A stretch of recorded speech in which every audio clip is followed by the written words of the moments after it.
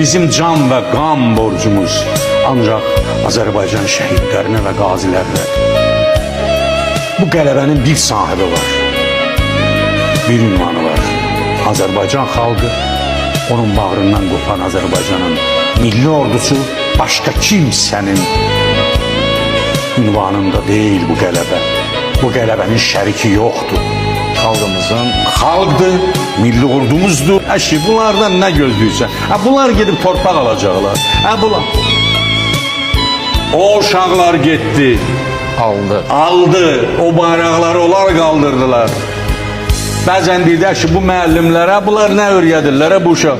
O müəllimlərin tərbiyə verdiyi uşaqlar idilər, getdilər. O vətən üçün şəhid oldular və qazi oldular. Əlini, qolunu, gözünü itirdi. Amma vətən sağ olsun. Güllere garg olmuş baştaşlarınız, namusun gayretin taşı.